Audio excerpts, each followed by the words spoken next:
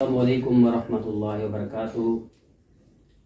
ماشاءاللہ اللہ کے فضل و کرم سے آج ہمارے ساتھ ڈاکٹر عبدالحمید صاحب موجود ہیں، تو آج ڈاکٹر صاحب سے کچھ سوالات کرنے ہیں۔ ان سوالات میں سے آج میں سب سے پہلے جو ڈاکٹر صاحب سے سوال کرنا چاہوں گا وہ یہ ہے کہ اور اس کے بعد ہمارا جو آج جس سوال کے اور اس کے عنوان کے مطابق کریں گے وہ یہ ہے کہ مسلمانوں کی حکمران کیسے ہونے چاہیے، اور مسلمانوں کے آج کل حالات ایسے کیوں ہیں جن کی وجہ پر مسلمان امت جو ہے بہت زیادہ پریشان ہے، معاشی حوالے سے بھی اور حکمرانوں سے جن تکالیف کا ہمیں سامنا کرنا پڑتا ہے، اس کی آخر کار کن وجوہات کی بنا پر یہ ہوتا ہے۔ تو ڈاکٹر صاحب سے ہم اس کے متعلق سوال کریں گے کہ ڈاکٹر صاحب آپ ہمیں ان کے حوالے سے کیا کچھ رہنمائی کرنا چاہیں گے؟ بہت شکریہ آپ کا کہ آپ نے مجھے اس اہم موضوع پر بات کرنے کی موقع دیا۔ تو نحمدہ و نصلی علی رسول الکریم، بسم اللہ الرحمن الرحیم۔ اصل میں بات یہ ہے کہ امت مسلمہ کو اگر ہم ایک صرف مخصوص کر لیں یا پوری دنیا کے حوالے سے ہم بات کریں تو کچھ ایسی بنیادی وجوہات ہیں جو ہمیں ایک عروج سے پستی کی طرف لے کر چلے گئی۔ جی اس میں اگر ہم دیکھیں تو امت مسلمہ کے اپنے بھی کچھ ایسا کردار ہے اور دوسرا حکمرانوں کے حوالے سے بھی ہے۔ بالکل۔ تو آپ نے خصوصاً معیشت کے حوالے سے بات کی، تو اس حوالے سے سب سے پہلے تو یہ دیکھنا ہے کہ معیشت کو سمجھنا ہے کہ معیشت کسے کہتے ہیں۔ جی اور دوسرا جو ہمارے حکمران ہیں جن کو ہم لیڈر بھی کہتے ہیں یا جن کو سربراہ کہتے ہیں، ان کا رول جو ہے، ان کا جو کردار ہے، اس پر بھی بات ہونی چاہیے۔ جی بالکل۔ تو آج جو آپ کا جو کوسچن ہے اس کے دو حصے، دو پارٹ کر کے ہم بات کرتے ہیں کہ پہلے معیشت کے حوالے سے صحیح۔ تو اللہ تعالیٰ نے قرآن میں سورۃ طٰہٰ میں بڑے واضح الفاظ میں اس کو بیان کر دیا، معیشت کو بھی اور معیشت کے خراب ہونے کی وجہ کو بھی۔ صحیح۔ سورہ طٰہٰ آیت نمبر 124 میں اللہ تعالیٰ فرماتے ہیں کہ بسم اللہ الرحمن الرحیم وَمَنْ أَعْرَضَ عَنْ ذِكْرِي فَإِنَّ لَهُ مَعِيشَةً ضَنْكًا، صحیح۔ کہ جو میرے ذکر سے منہ موڑ لے اس کی معیشت جو ہے وہ تنگ کر دی جائے۔ صحیح۔ اب اس آیت میں معیشت کو تنگ ہونے کا جو سبب بتایا گیا ہے وہ کیا ہے کہ وَمَنْ أَعْرَضَ عَنْ ذِكْرِي، کہ میرے ذکر سے جو منہ موڑ لے۔ صحیح۔ اب ذکر کیا چیز ہے اس کو سمجھنے کی ضرورت ہے۔ تو پھر دوسرا جو سٹیپ ہے وہ معیشت ہے۔ تو معیشت کو اگر ہم سمجھیں تو اس کی جو اکانومی کی جو ڈیفینیشن ہے عام طور پہ وہ کیا ہے کہ معیشت اصل میں بنا ہے عیش سے۔ تو عیش کہتے ہیں زندگی گزارنے کے طریقے کو۔ جی۔ اور اگر اس سے پہلے کی جو آیات ہے اس کو بھی دیکھیں تو یہاں بات ہو رہی ہے چاہت کی، صحیح۔ کہ انسان کی چاہت کیا ہے۔ تو آدم علیہ السلام نے جب دانا کھایا تو وہ دانا کیوں کھایا؟ جس سے اللہ تعالیٰ نے منع کیا تھا کہ اس میں ایک چاہت پیدا کر دی گئی، خواہش پیدا کر دی گئی کہ یہ دانا کھاؤ گے تو تم ہمیشہ زندہ رہو گے۔ صحیح۔ اور پھر اللہ نے اس سے منع کیا ہوا تھا، جب دانا کھایا اور پھر اللہ تعالیٰ نے جو ہے وہ ان کو جو ہے وہ دنیا پہ بھیج دیا۔ تو یہ جو انسان کے جو معاملات ہیں وہ کیا ہے کہ انسان کی جو چاہت ہے وہ ہی معیشت کہلاتی ہے۔ بالکل صحیح۔ ہماری چاہتیں جیسے جیسے بڑھتی جاتی ہیں ویسے ویسے جو ہے وہ ہمارے اخراجات بھی بڑھتے ہیں، ہماری خواہشات بڑھتی ہیں، ہمارے وسائل اور مسائل یہ دونوں جو ہیں وہ بڑھتے چلے جاتے ہیں۔ وسائل کم ہونا شروع ہو جاتے ہیں، وسائل کا بیجا دریغ استعمال ہونا شروع ہو جاتا ہے اور مسائل کھڑے ہونا شروع ہو جاتے ہیں، جس سے معیشت جو ہے وہ تنگ ہو جاتی ہے۔ تو اب بات یہ ہے کہ یہ معیشت تنگ کیوں ہو رہی ہے، یہ اللہ نے اس کی سبب بتا دیا کہ میرے ذکر سے منہ موڑو۔ تو ذکر اللہ تعالیٰ کا اگر ہم دیکھیں تو قرآن مجید بھی ذکر ہے، عبادات بھی ذکر ہیں، یعنی نبی صلی اللہ علیہ وسلم کی سیرت، نبی صلی اللہ علیہ وسلم کی سنت کو دیکھ لیں یا قرآن اور حدیث، سارے کا ساری عبادات جو ہیں وہ سب ذکر میں شامل ہیں۔ اس کے بہت سارے شواہد ہمارے پاس قرآن میں موجود ہیں کہ تمام عبادات بھی ذکر ہیں اور ذکر اذکار جو کیا جاتا ہے وہ بھی ذکر ہے۔ لیکن جو میں سمجھتا ہوں کہ یہاں پر جو ذکر سے مراد ہے وہ ہم سیاق و سباق کو دیکھتے ہوئے آئیں تو بات کیا ہو رہی ہے کہ اگر تم نے اللہ کی نافرمانی کی، صحیح، بالکل ماشاءاللہ، تو اگر نافرمانی کی تو تمہاری معیشت تنگ کر دی جائے گی۔ تو نافرمانی مطلب کہ ایسے کام جن سے اللہ نے کرنے سے منع کیا ہے وہ نہیں کرنے، اگر وہ کیے تو معیشت تنگ ہو جائے گی۔ یعنی جیسے ڈونٹس جو ہیں، جو جیسے اللہ نے کہا کہ چوری نہیں کرنی ہے، غیبت نہیں کرنی ہے، بے ایمانی نہیں کرنی ہے، تو یہ سارے جو کام ہیں جو جن کے نہ کرنے کا حکم دیا گیا، اگر وہ کیا تو معیشت جو ہے وہ تمہاری تنگ ہو جائے گی. یعنی چاہتوں کا ایسا چکر چلے گا کہ اللہ جو ہے وہ عام الفاظ میں بازاری زبان میں کہتے ہیں کہ مت مار دینا. یعنی ایسی مت مار دی جائے گی کہ وہ اس کو جو ہے سب چیزیں سمجھ میں بھی آ رہی ہوں گی، نظر بھی آ رہی ہوں گی، لیکن وہ فیصلہ نہیں کر پائے گا، تو اس کی معیشت تنگ ہو جائے گی. بالکل صحیح. تو جو امت مسلمہ کے حوالے سے آپ نے بات کی، بالکل صحیح بات ہے کہ امت مسلمہ اس وقت جو ہے وہ زیادہ اکثریت جو ہے وہ ڈونٹس پر عمل کر رہی ہے. یعنی جن کاموں سے منع کیا گیا تھا وہ کام کیا جا رہا ہے. یہ حقیقت ہے. بالکل. اور اگر آپ اس دنیا میں مثالیں لے لیتے ہیں ہم، کہ یہ مثال سے اگر ہم واضح کرنا چاہیں تو جیسے جاپان کو ہم دیکھ لیں، تو جاپان میں دیکھیں کہ وہ کام جن سے اللہ نے منع کیا تھا وہ وہاں پہ نہیں ہو رہے. آج دیکھیں وہاں دنیا کی مضبوط ترین معیشت وہ ہے. یعنی وہاں چوری نہیں ہے، بے ایمانی نہیں ہے، حرام پائی نہیں ہے، فراڈ نہیں ہے، کام چوری نہیں ہے. اللہ نے جو ہے وہ ہمیں پابند کیا کہ وقت کی پابندی کریں، لیکن ہم لوگ نہیں کرتے، وہ کر رہے ہیں. تو اس کے نتائج ان کو مل رہے ہیں. یعنی ان کی معیشت بہتر ہو رہی ہے، ان کی زندگی بہتر ہو رہی ہے، ان کے حالات بہتر ہو رہے ہیں. ایسے ہی آپ کسی بھی معاشرے کو لے لیں تو آپ اس میں جب اسٹڈی کریں گے تو وہ ڈونٹس پہ کام کر رہے ہیں تو معیشت تنگ ہے. اگر وہ ڈونٹس کو چھوڑ رہے ہیں، یعنی جن سے منع کیا گیا وہ نہیں کر رہے، تو وہ جو ہے نا وہاں پر ان کے حالات جو ہیں وہ نہیں. امریکہ کی مثال لے لیں، دوسری لے لیں. اور دوسری ایک اور بڑی اہم وجہ جو آپ نے کہی کہ حالات جو خراب ہو رہے ہیں، اس کی ایک وجہ یہ بھی ہے کہ ہمارے حکمران بھی ہیں.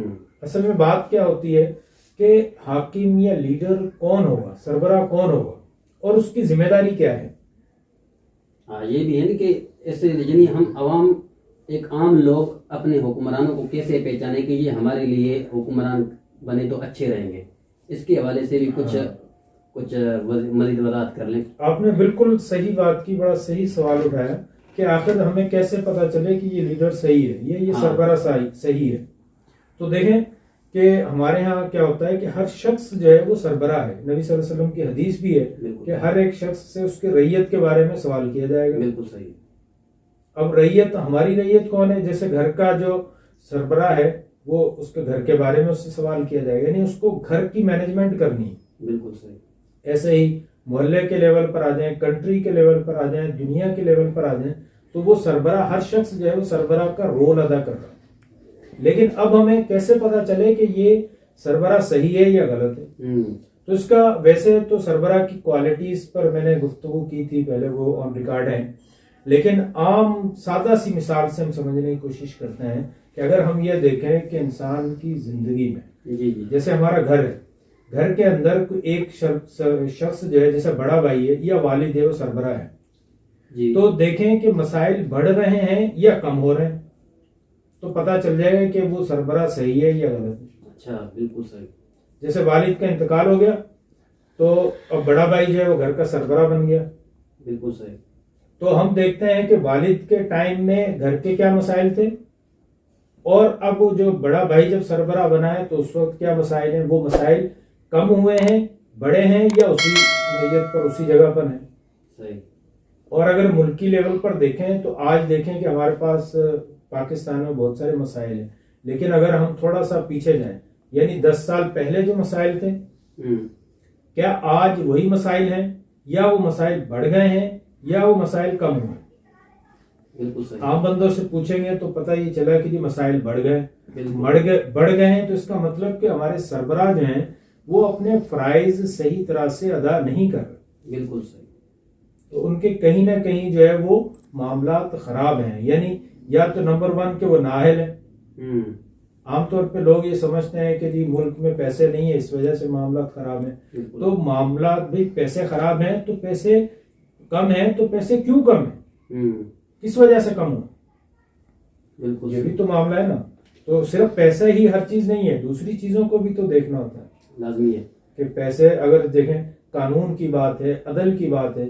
اب نبی صلی اللہ علیہ وسلم کو دیکھیں، سیرت النبی ہم دیکھتے ہیں کہ آپ نے مدینہ کی ریاست جو قائم کی، بالکل، تو اس ریاست میں آپ نے کہیں سے پیسے کمانے کا ارینجمنٹ کیا؟ سب سے پہلے نہیں کیا. سب سے پہلے آپ نے کیا کیا کہ لوگوں کو مشن دیا، لوگوں سے معاہدے کیے. لیکن ان کے ساتھ جو سب سے بڑی جو بات تھی وہ کیا تھی کہ رول آف لا کی بات کی، آپ نے عدل کی بات کی، آپ نے انصاف کی بات کی. یعنی دیکھیں نبی صلی اللہ علیہ وسلم کہہ رہے ہیں کہ اگر فاطمہ بنت محمد بھی چوری کرے گی تو اس کا بھی ہاتھ کٹ جائے گا. بالکل صحیح، بالکل. تو یہ جو عدل کی بات ہے، قانون کی بات ہے، انصاف کی بات ہے، وہ اس کو جو ہے وہ پریورٹی جاتی ہے. سب سے بنیادی چیز وہ ہے. جی جی. اگر کوئی سربراہ اگر اس پہ کام نہیں کر رہا تو اس کا مطلب کہ وہ باقی بھلے کچھ چیزیں اور صحیح کر بھی دے، لیکن اس نے بنیاد جب صحیح نہیں کی تو اوپر بلڈنگ صحیح نہیں ہو سکتی. یعنی صحیح. تو معیشت کے لیے سب سے پہلے کیا ہے کہ ہمیں ایک سسٹم میں آنا ہے. بالکل. ہمارے ہاں دیکھیں کہ کوئی سسٹم نہیں ہے، لوگ رانگ چلے جاتے ہیں، جی. لوگوں کو منع کر دیا جائے تو وہ ناراض ہو جاتے ہیں. ہر کوئی اپنی ڈیوٹی سے بھاگ رہا ہے. ہر کوئی جو ہے وہ دکاندار جو ہے وہ کبھی کم ناپ تول میں آ جاتے ہیں، کبھی ملاوٹ کرتے ہیں، کبھی جو ہے وہ ناجائز منافع خوری کر رہے ہیں. یہی معاملات ہم گھروں میں دیکھیں، کوئی لائٹ چوری ہو رہی ہے، کہیں گیس چوری ہو رہے ہیں. بالکل. ٹریفک قوانین ہے تو ہم ٹریفک قانون کو توڑنا جو ہے وہ اپنی شان سمجھتے ہیں.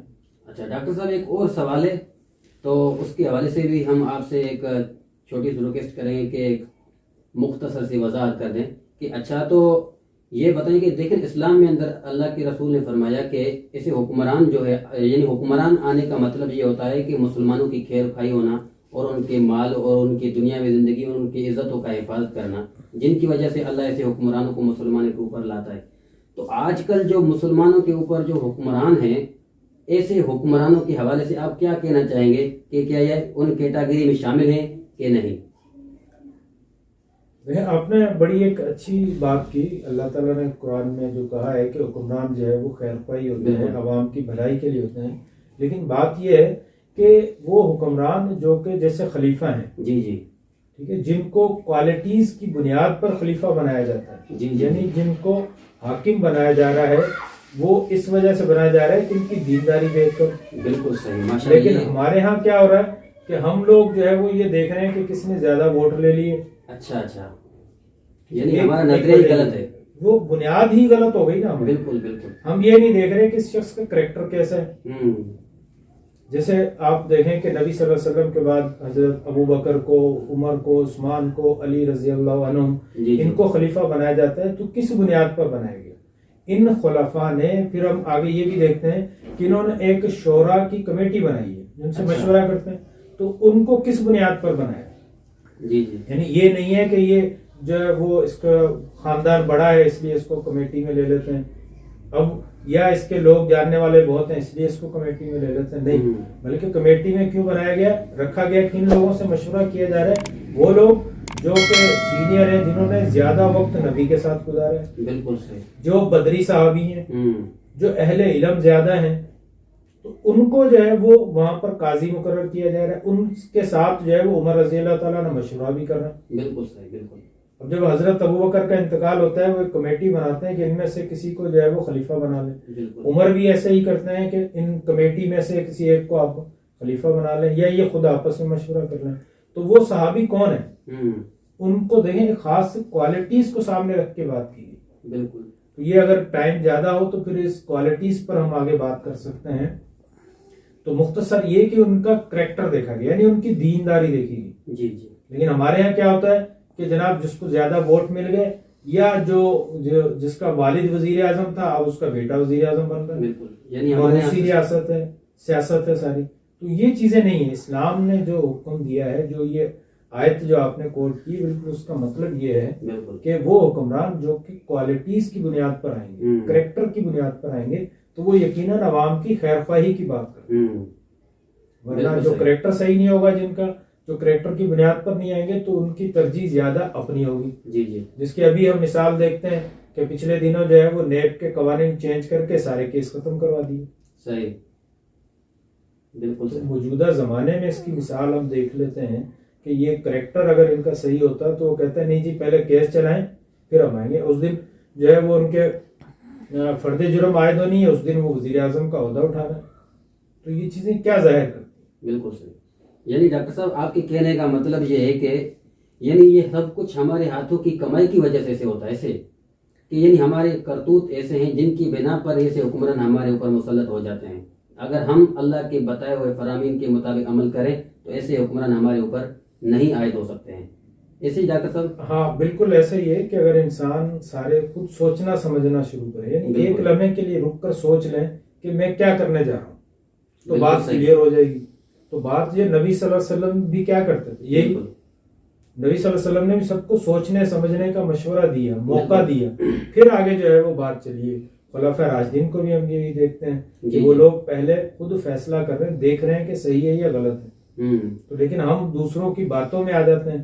خود ایک لمحے کے لیے اگر ہم سوچ لیں، کہیں بریک لگا کے سوچنا شروع کر دیں کہ یہ صحیح کر رہا ہوں یا میں غلط کر رہا ہوں، بالکل، تو معاملات جو ہے وہ واضح ہو جائیں گے.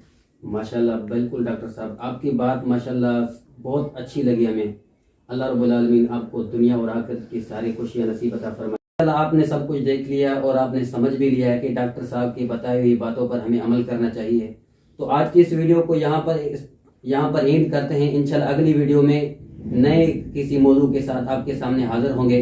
اور ڈاکٹر صاحب کے لیے خصوصاً دعائیں کیجیے. اللہ رب العالمین ڈاکٹر صاحب کو مزید علم سے نوازے اور اللہ تبارک و تعالی مزید دنیا اور آخرت کی خوشیوں سے نوازے. آمین و ما